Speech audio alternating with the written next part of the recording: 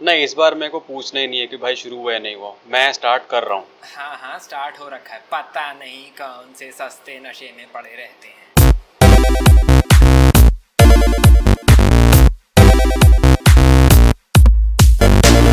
Hello everyone, I am not Jugal And I am not Kishore. and you are listening to another episode of the useless podcast Just Kidding with Jugal Kishore. चलो तुम्हारा गुस्सा शांत करने के लिए सलमा भौजी से बात करते हैं, सुन लेते हैं क्या कह रही हैं वो। This is the original Salma Hayek and this is a light-hearted conversation between two useless graduates. This discussion means no harm to any person, place, animal or thing.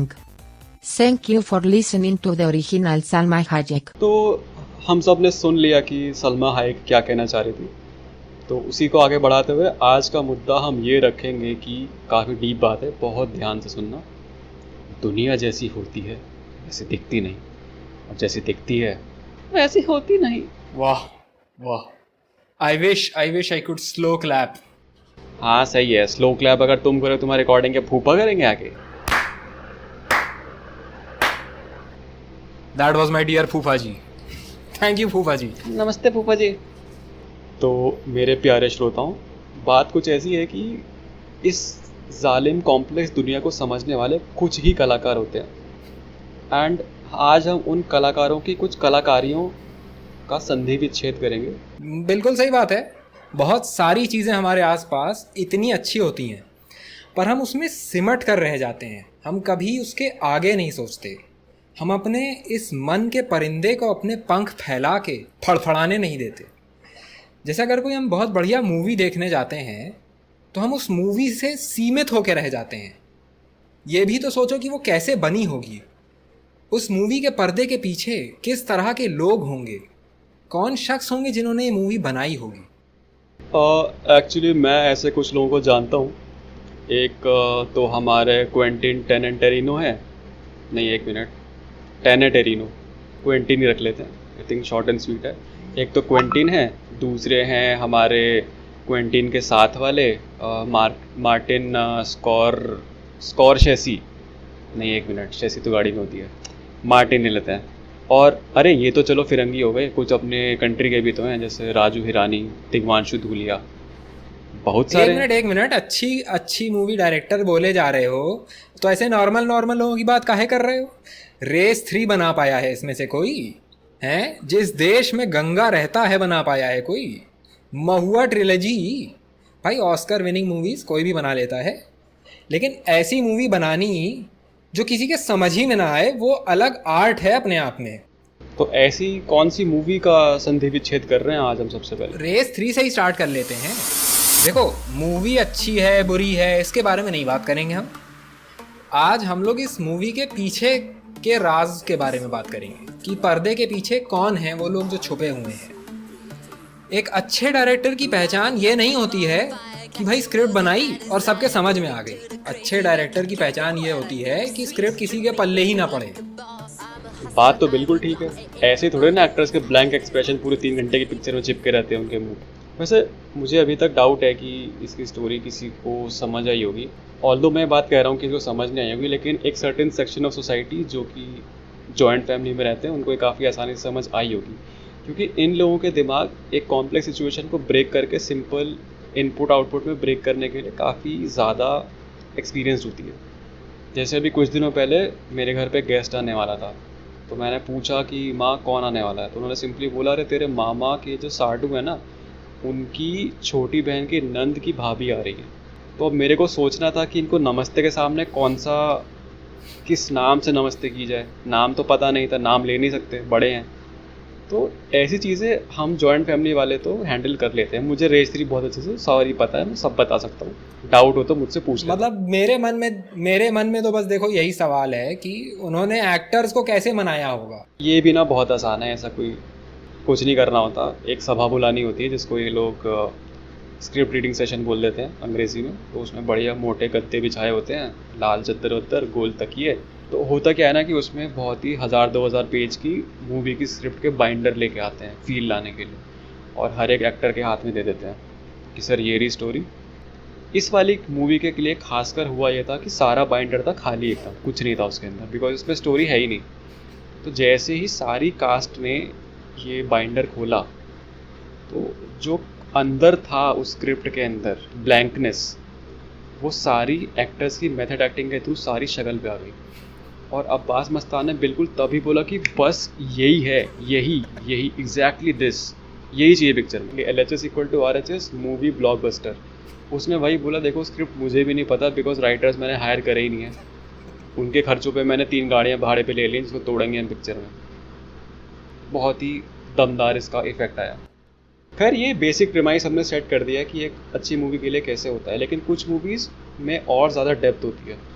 तो अगली जो मूवी है दरअसल ये एक डिज्नी जो प्रोडक्शन हाउस है उन लोगों की इंडिया की पहली मूवी होने वाली थी, जो कि म्यूज़िकल ड्रामा ये लोग बनाना चाह रहे थे। तो इन्होंने एक काफ़ी उम्दा डायरेक्टर से बात कर रखी थी, लेकिन जब ये मूवी पूरी बन गई, ये बात है 1990s की, तो इन लोगों को समझ आ गया कि यार फिरंगियों के बस की तो नहीं है ये मूवी समझनी, नहीं हो पाएगा उनसे। तो उन्होंने इस डायरेक्टर से बोला कि सर ये मूवी आप रख लो, हमारी ऑडियंस को समझ नहीं आएगा, इसको बस इंडिया में चलाओ। तो कांति शाह ने दरअसल ये मूवी जो गुंडा बनाई थी, ये काफ़ी म्यूज़िकल ड्रामा की तरह शुरू हुई थी, लेकिन बनाते बनाते काफ़ी पोइटिक रेफरेंस के साथ ये मूवी बन गई। और इसमें इतनी पोइट्री है कि आप समझ नहीं सकते हो। आई थिंक मुझे भी नहीं समझ में आता कि अब तक किसी की पूरी समझ में आई भी है नहीं। तो आई थिंक इसको समझाने के लिए काम कर लेते हैं, तुम कांति शाह बन जाओ, मैं राइटर बन जाता हूँ और लोगों को समझाते हैं कि ये मूवी कैसे बनी। ठीक है, लेट्स डू दिस। तो मैं तुम्हारे ऑफिस आया हूँ। नमस्ते सर। सर वो स्टोरी लिखने को कही थी सर आपने, वो गुंडा मूवी। हाँ हाँ, आओ बैठो के लाए थे। बैठो बैठो, बताओ क्या लिख के लाए हो, बताओ दिखाओ। शुक्रिया सर। सर वो दरअसल अभी इंट्रो लिखे थे सर मेन कैरेक्टर के। हाँ बताओ। सर वो इसमें एक वो कैरेक्टर है सर, बुल्ला। हाँ सर तो बुल्ला की सर इंट्रो लाइन लिखी थी सर कि बुल्ला आएगा और बोलेगा कि सर नाम है मेरा बुल्ला। बस इतना से लिख। ये क्या लिख के लाई? लेयर्स कहाँ हैं? लेयर्स लानी है इस कैरेक्टर में, लेयर्स होनी चाहिए विलन में। क्या लेके आए हो ये? देखो एक बढ़िया विलन जो होता है ना, वो प्याज की तरह होता है, बहुत लेयर्स होती हैं उसमें, मतलब छीलो तो छीलते चले जाओ, ऐसी लेयर्स होती हैं उसमें, और आंखों से आंसू आने चाहिए। तो मतलब इसको फिर ऐसा कुछ बनाओ ना, कुछ मतलब ऐसा बनाओ ना, इसका इंट्रो ऐसा बनाओ, नाम है मेरा बुल्ला, रखता हूँ मैं खुल्ला। मतलब कितना ओपन हार्टेड आदमी है ये है विलन, लेकिन ये बहुत ही दिल का साफ आदमी है। ऐसा कुछ लिख के लाओ। सर ये सर वो मूवी की थीम के साथ भी रिलेट कर जाएगा कि एक कॉमन मैन है विलन भी, बसों में घूमता है और कंडक्टर का ध्यान रखता है, तो इसलिए खुल्ला लेके घूमता है। सर पोइट्री भी हो गई। बिल्कुल, नाम है मेरा बुल्ला, रखता हूँ मैं खुल्ला। एग्जैक्टली ऐसा लिख के लाओ। सर मैं बाकी का भी लिख लेता हूँ, उसके बाद फिर आता हूँ। 3 months later। नमस्ते सर। सर वो लास्ट टाइम थोड़ा काम बच गया था, बचा हुआ बताने आया हूँ। हाँ बताओ जल्दी बताओ। एक और कैरेक्टर है सर, इबू हटेला। हाँ सर उसकी लाइन लिखी थी। तो सर इंट्रो होगा कि मेरा नाम है इबू हटेला और माँ मेरी चुड़ैल की बेटी और बाप मेरा शैतान का चेला, खाएगा केला। क्या लिख के लाए हो? क्या पोएट्री है, क्या पोएटिक कंटेंट है, आंसू आ गए मेरे। क्या बात है बेटा, क्या बात है, क्या लिख के लाए हो? सर वो लास्ट टाइम आप कह रहे थे ना कि जुड़ाव होना चाहिए, तो सर ये इबू हटेला दरअसल बहुत केयरिंग कैरेक्टर है। तो दरअसल मार पीटने हरामीपना करने के बाद ना लोगों से पूछ लेता है कि भूख लगी तो केला वेला खाओगे क्या? लेयर्स क्या पोएट्री, बहुत बढ़िया। और बताओ। सर वो क्लाइमैक्स सीन था सर, उसमें मिथुन दा लड़ रहे हैं दरअसल लोगों से। डांस वांस करवाओ, मिथुन दा है इसमें, डांस करवाओ डांस। नहीं सर, मैं सोचा सर कल्ट क्लासिक बना रहे हैं तो मतलब थोड़ा अलग कुछ कराते हैं। तो सर इसमें बात ऐसी है कि आम आदमी लड़ रहे हैं, तो सर गाड़ी तो सीन में है ही नहीं। अरविंद केजरीवाल है इसमें, अरविंद केजरीवाल लाए हो इसमें। नहीं सर, आप वो थोड़ा 15 साल आगे चले गए सर, अभी 1990 चल रहा है सर, तो आंदोलन बाद में। ठीक है। तो सर क्या है ना कि आम आदमी लड़ रहे हैं, साइकिल है इसमें सीन में।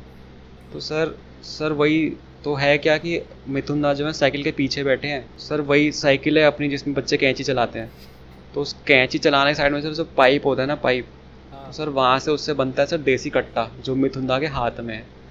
ठीक है। तो सर पोइट्री देख रहे हो सर कि जिस चीज़ से एक हथियार बनाया वो मेरे सामने डिफेंड कर रहा है और मैं उससे बने हथियार से खुद को डिफेंड कर रहा हूँ। सर मतलब लेयर वाली सर। क्या पोएट्री है, वाह, शादी कर लो मुझसे। क्या सर कहाँ सर अभी लीगल मैरिज सर। क्या देख रहे हैं आप, क्या ज़बरदस्त मूवी बनी है ये। ऐसा थॉट जाता है मूवी के पीछे, इतनी लेयर्स डालनी पड़ती हैं। Exactly the psyche of the director and the writer can be very easily understood from all this कि कितना ज़्यादा एफर्ट डालते हैं लोग एक अच्छी मूवी बनाने के लिए। और ऐसी एक और मूवी थी, ये तो खैर थोड़ी नई वाली हो गई, ये ऐसी मूवी है जो आपने सबने देखी। ये मतलब उस दौर की मूवी है जब अमित जी अपने एंग्री यंग मैन वाली इमेज से थोड़ा सा परेशान थे, थोड़ा चेंज करना चाह रहे थे। तो उनकी ज़िंदगी में विक्रमन भाई साहब आए जो कि उनके सामने एक म्यूज़िकल फैमिली ड्रामा लेकर आए। तो एक ऐसी इन्होंने मूवी बनाई जो कि एक्चुअली ऑडियंस के लिए नहीं बनी है, ये मूवी सीधा एक चैनल के लिए बनी है, मतलब एक्सपेरिमेंटल कंटेंट था उस टाइम का। ये मूवी सूर्यवंशम है। ये मूवी बनने के साथ ही सेटमैक्स ने खरीद ली, इतनी पसंद आ गई सोनी के जापानीज ओनर्स को। पर क्या आपने सोचा कि मतलब इसके पीछे थॉट क्या गया होगा, मतलब कैसे अमिताभ बच्चन को एक्सप्लेन किया गया होगा कि इसका कितना डीप प्लॉट है, कितनी लेयर्स हैं इसमें, कैसे बनाया होगा इस मूवी के लिए। तो मैं डायरेक्टर बन जाता हूँ, तुम अमिताभ बच्चन बन जाओ, ठीक है। तो मैं तुम्हें मूवी पिच कर रहा हूँ, ठीक है, स्टार्ट करते हैं। अमित जी एक मूवी है, बढ़िया मूवी है सर, बढ़िया मूवी लेके आया हूँ आपके लिए। तो सर अभी जैसे आप थोड़ा एंग्री यंग मैन वाले से आपने थोड़ा परेशान थे, तो सर मूवी एकदम फैमिली ड्रामा है सर, म्यूजिकल है। अरे वाह क्या बात है। 10 गाने हैं इसमें, 10 गाने हैं सर इसमें, बढ़िया मूवी है एकदम म्यूजिकल। क्या बात है, क्या बात है। आप और बताओ। तो सर कराटे आता है सर आपको? नहीं यार, ज़्यादा तो नहीं आता है, पर सीख सकते हैं। क्यों, क्या करना है कराटे का? सर ज़्यादा कुछ नहीं सर, गमछा लेना, ऐसे फक फक फक फक करके जो है कंधे पे डालना 18 बार। 18 बार? चलो ठीक है, कर लेंगे। तो सर गाड़ी चलानी आती होगी सर आपको? गाड़ी? हाँ गाड़ी तो आती है, वो तो हाँ, काफी तो बस वैसे ही है सर, बस चलानी है बस। यार ये क्या बात हुई यार, गाड़ी बोल के बस चलवा रहे हो? हाँ बस चलना है सर। मीठा पसंद होगा सर आपको? मीठा पसंद होगा? हाँ मीठा बहुत पसंद है हमको। हाँ तो सर वही है, बस जहर डाल के खाना है इसमें, हम जहर डाल लेंगे, थोड़ा जहर डाल के खाना है आपको। यार कैसी बेहोशगी वाली बातें कर रहे हो? कराटे से मुझे गमछा पहनवाने को बोल रहे हो, मीठा बोलता तो क्या तू जहर डाल के खिलाएंगे? क्या मूवी है भाई ये? रोल क्या है इसमें मेरा? सर बढ़िया रोल है सर, एकदम बाप का रोल है सर। अच्छा बाप का रोल है, ठीक है। तो और सर बेटे का रोल भी है। एक मिनट, बाप का रोल है बेटे का रोल? सर दोनों का रोल है सर। सर प्री डेस्टिनेशन देखी है आपने? नहीं अभी तक तो नहीं। 5 साल में आ रही है सर, बस 5 साल में रिलीज हो रही है, बहुत बेहतरीन मूवी है, टाइम ट्रैवल की बहुत बढ़िया मूवी है सर, देखिएगा।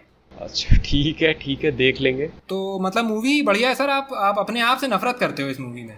ये क्या बात हुई? हाँ मतलब बाप जो है अपने बेटे से नफरत करता है, ओके। और आप खुद से प्रेम करते हो सर, प्रेम करते हो अपने आप से। अब क्या बेहोदगी है यार ये, कभी कुछ कहते हो कभी कुछ। हाँ मतलब बेटा जो है बाप से प्रेम करता है सर। अच्छा चलो ठीक है, ये सब तो ठीक है। तो इस मूवी में मेरे कैरेक्टर का नाम क्या है? सर बहुत दमदार नाम है सर, ठाकुर भानु प्रताप नाम है सर, बढ़िया नाम है एकदम। ये तो अच्छा है। और बेटे का? तो सर बेटे का क्या है ना, आपको एकदम कुत्ते की तरह ट्रीट करना है बेटे को, तो मतलब उसका नाम भी वैसे बिल्कुल हीरा रखा है। यार ये क्या अजीब रोल है यार।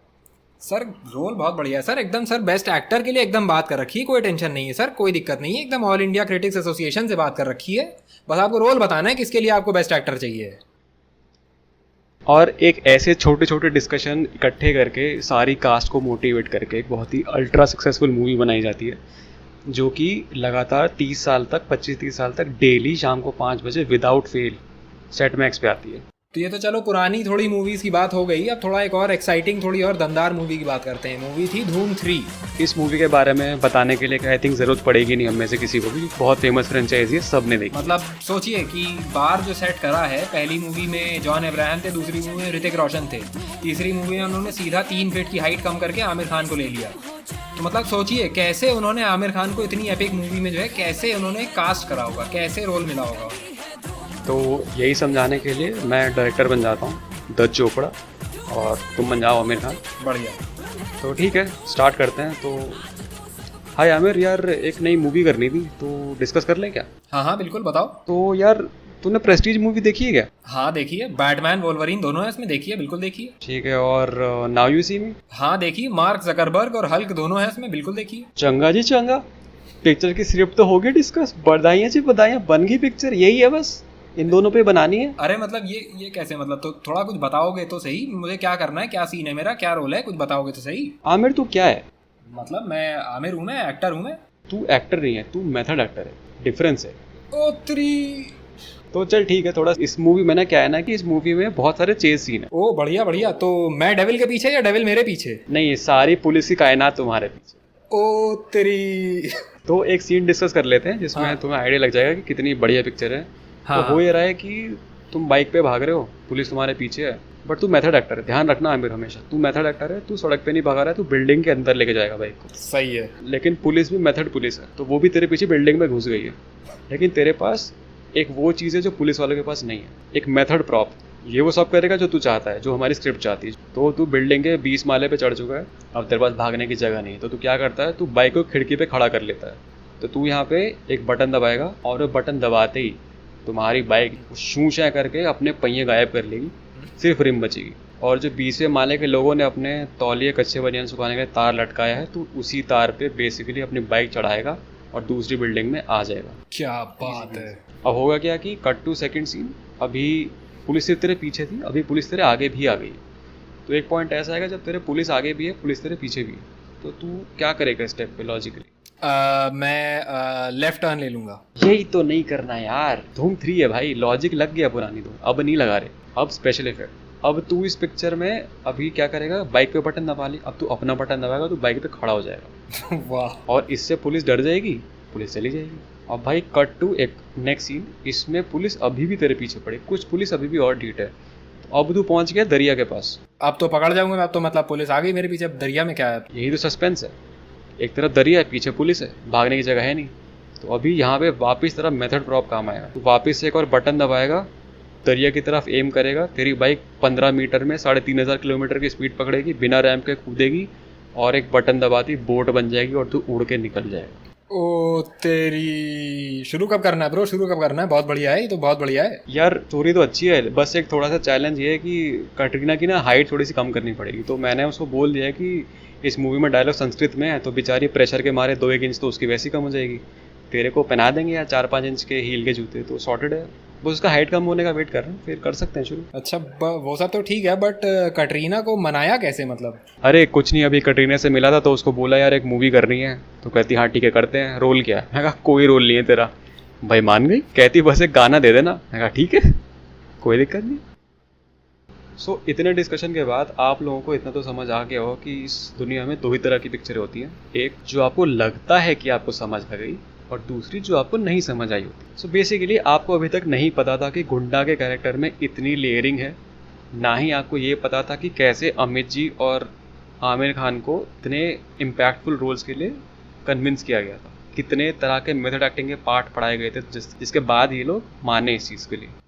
तो अब एक काम करो, गूगल पे सर्च करो टॉप 10 गार्बेजेस्ट मूवीज ऑफ इंडिया और सारी मूवीज एक एक करके देख डालो। और जब कई घंटे बाद टॉर्चर्ड फील करोगे और रियलाइज़ करोगे कि कैसे बनाते हैं ये लोग ऐसी मूवीज़ जो किसी के पल्ले नहीं पड़ती, तब रियलाइज़ करोगे कि हमारे पॉडकास्ट में कितनी मेहनत लगती है जिसके पीछे का थॉट किसी को समझ नहीं आता।